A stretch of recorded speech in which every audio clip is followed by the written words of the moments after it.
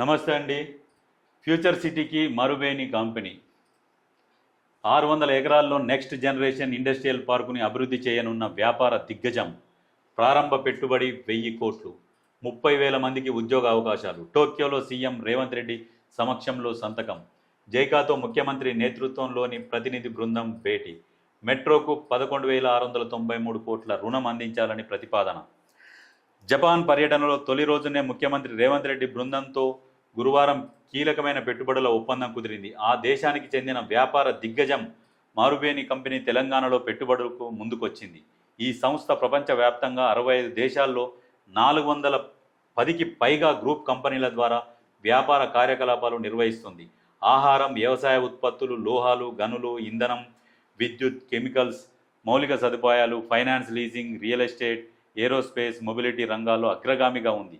Hyderabad future సిటీలో next generation industrial park ఏర్పాటు చేసేందుకు సంసిద్ధత వ్యక్తం చేసింది. టోక్యోలో ఆ కంపెనీ ప్రతినిధులు ముఖ్యమంత్రి రేవంత్ రెడ్డితో భేటీ అయ్యారు. ఇండస్ట్రియల్ పార్క్ ప్రతిపాదనలు, పెట్టుబడులపై చర్చించారు. దాదాపు రూపాయలు 1000 కోట్ల ప్రారంభ పెట్టుబడితో మారువేని కంపెనీ ఈ ప్రాజెక్టును చేపట్టనుంది. ఫ్యూచర్ సిటీలో దశల వారీగా 600 ఎకరాల్లో ప్రపంచ స్థాయి నెక్స్ట్ జనరేషన్ ఇండస్ట్రియల్ పార్కును అభివృద్ధి చేసేందుకు ప్రతిపాదనలు తయారు చేసుకుంది. ఇందుకు సంబంధించిన లెటర్ ఆఫ్ ఇంటెంట్పై ముఖ్యమంత్రి సమక్షంలో ప్రభుత్వ అధికారులు, కంపెనీ ప్రతినిధులు సంతకాలు చేశారు. జపాన్ కంపెనీలతో పాటు ఇతర మల్టీనేషనల్ కంపెనీలు హైదరాబాద్లో తమ తయారీ ప్లాంటును ఏర్పాటు చేసేందుకు వీలుగా ఈ ఇండస్ట్రియల్ పార్కును అభివృద్ధి చేస్తారు. దీంతో దాదాపు 5,000 కోట్లకు పైగా పెట్టుబడులను ఆకర్షించవచ్చనే అంచనాలున్నాయి. మరువేని ప్రధానంగా electronics, green pharma, precision engineering, aerospace, defence రంగాలపై దృష్టి పెడుతుంది. అధునాతన తయారీ రంగాల్లో విదేశీ పెట్టుబడులను ఆకర్షించడంతో పాటు నైపుణ్యం కలిగిన ఉపాధి అవకాశాలను సృష్టించాలనే తెలంగాణ లక్ష్యాలకు అనుగుణంగా ఈ ప్రాజెక్టును చేపడతారు. చర్చల సందర్భంగా సీఎం రేవంత్ రెడ్డి మాట్లాడారు. హైదరాబాద్ ఫ్యూచర్ సిటీలో అభివృద్ధి చేసే మొట్టమొదటి ఇండస్ట్రియల్ పార్క్ ఇదే. దీంతో దాదాపు 30,000 ఉద్యోగ అవకాశాలు అందుబాటులోకి వస్తాయి. మారువేనికి ప్రభుత్వం తరపున తగినంత మద్దతు ఉంటుంది. దేశంలోనే మొట్టమొదటి నెట్ జీరో సిటీగా ఫ్యూచర్ సిటీ అభివృద్ధి చెందుతుంది. అందులో సంస్థ పెట్టుబడులకు ముందుకు రావడం సంతోషంగా ఉంది. భారతదేశంతో జపాన్కు ఎన్నో ఏళ్లుగా ఉన్న స్నేహబంధాల దృష్ట్యా పెట్టుబడిదారులు తెలంగాణను తమ స్వస్థలంగానే భావిస్తారు అని సీఎం పేర్కొన్నారు. తెలంగాణ, హైదరాబాద్ను అభివృద్ధి చేసేందుకు సీఎం ఎంచుకున్న దార్శనికతను Marubeni next generation business executive officer Dai Sakakura అభినందించారు. తెలంగాణలో ఉన్న అవకాశాలను వినియోగించుకుంటామని తెలిపారు. అభివృద్ధికి నిధులు ఇవ్వండి. రాష్ట్రంలో చేపడుతున్న పలు అభివృద్ధి పనులకు నిధులను సమీకరించేందుకు తెలంగాణ ప్రభుత్వం జపాన్ ఇంటర్నేషనల్ కోఆపరేషన్ ఏజెన్సీతో చర్చలు జరిపింది. తెలంగాణ రైజింగ్ ప్రతినిధి బృందం గురువారం జైకా ప్రతినిధులతో సమావేశమైంది. ముఖ్యమంత్రితో పాటు ప్రభుత్వ ఉన్నత అధికారులు, జైకా సీనియర్ వైస్ ప్రెసిడెంట్ షోహాయ్ హరా, ఆ సంస్థ సీనియర్ మేనేజర్లు ఈ సమావేశంలో పాల్గొన్నారు. రాష్ట్ర ప్రభుత్వం ప్రతిష్టాత్మకంగా చేపట్టిన మెట్రో రైల్ 2వ దశ, మూసీ పునరుజ్జీవం, రీజనల్ రింగ్ రోడ్ నుంచి ఔటర్ రింగ్ రోడ్ వరకు అనుసంధానించే రేడియల్ రోడ్లు, ఇతర మౌలిక సదుపాయాల ప్రాజెక్టులకు ఆర్థిక సాయం అందించాలని జైకాను కోరింది.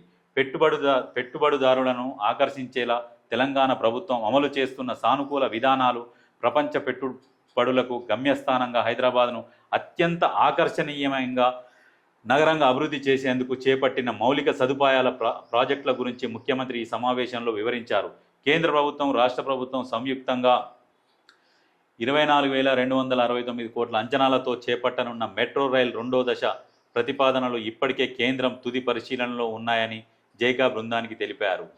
ఈ ప్రాజెక్టుకు అవసరమయ్యే వ్యయంలో 48% అంటే రూపాయలు 11,693 కోట్ల రుణం అందించి మద్దతు ఇవ్వాలని కోరారు. భారత ప్రభుత్వ విదేశీ రుణ నిబంధనలను రాష్ట్ర ప్రభుత్వం ఖచ్చితంగా పాటిస్తుందని చెప్పారు. మెట్రోతో పాటు మూసీ పునరుజ్జీవ ప్రాజెక్టుకు కొత్త రేడియల్ రోడ్లకు నిధులు సమకూర్చాలని ముఖ్యమంత్రి ప్రతిపాదించారు.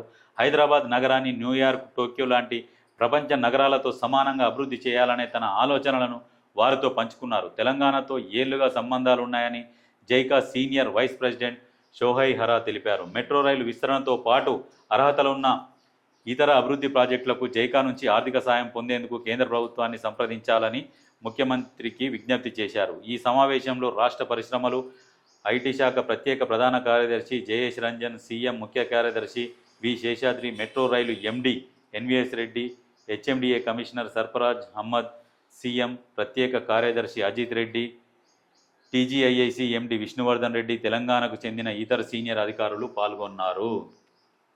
ఒకవేళ ఫ్యూచర్ సిటీ డెవలప్ అయితే నిజంగా వాస్తవానికి ఎన్నో వేల మందికి ఉద్యోగాలు వస్తాయి.